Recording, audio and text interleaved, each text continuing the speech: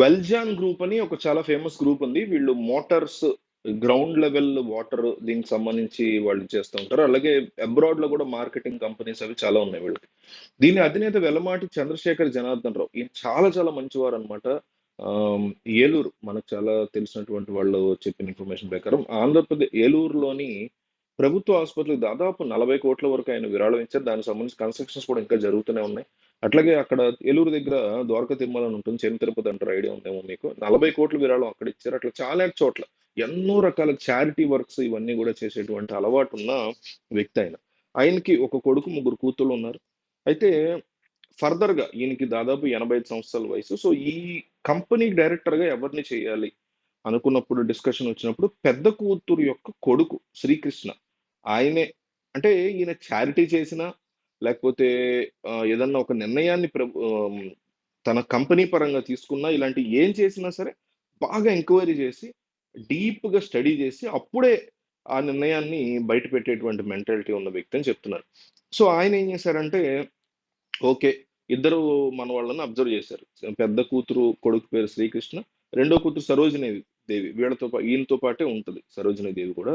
తండ్రి ఆలనా పాలన చూసుకుంటూ ఉంటుంది, ఆవిడ పెద్ద వయసు కాబట్టి అయింది. ఆవిడకో కొడుకున్నాడు. అతను శ్రీకృష్ణ తేజ్ ఏదో ఉంది అతని పేరు. సో ఇతను ఇతను వీళ్ళిద్దరిని అబ్జర్వ్ చేశాడు ఈయన. 2018లోనే ఈ కృష్ణతేజ వేరే కంట్రీ నుంచి కూడా ఇండియాకి వచ్చాడు.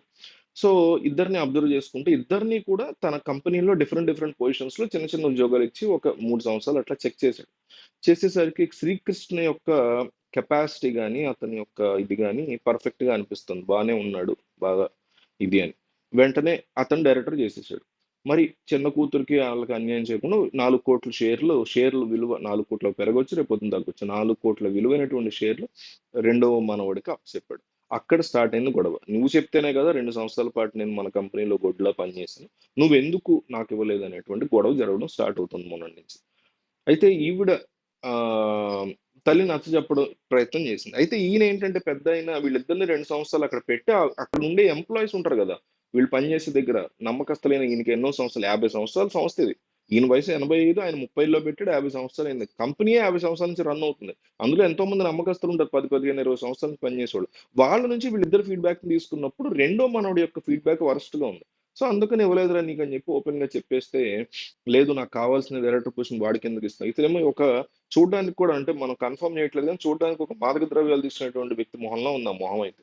సో మరి అతను ఏమన్నా అప్పుల్లో కూరుకుపోయాడో, మరి ఏమన్నా బెట్టింగుల్లో కోల్పోయాడో, మరి డబ్బులు ఏమన్నా అప్పు పడ్డాడో, నాకు సరిపోదు, నాకు 20 కోట్ల 30 కోట్ల కావాలని మంకు పట్టి కూర్చున్నాడు. ఆయన ఏమన్నా ఓపెన్ గా చెప్పేశాడు. సరే, తల్లిని చూడడానికి తాతయ్యని చూడడానికి మొన్న రోజు సాయంత్రం ఇంటికి వచ్చినప్పుడు తల్లి జస్ట్ అట్లా కాఫీ పెట్టడానికి వెళ్ళింది. కాఫీ పెట్టుకుని వచ్చే లోపు తన చేతిలో ఒక కత్తి తీసుకున్నాడు. ఆ కత్తితో తాతని 73 సార్లు పొడిచి చంపాడు.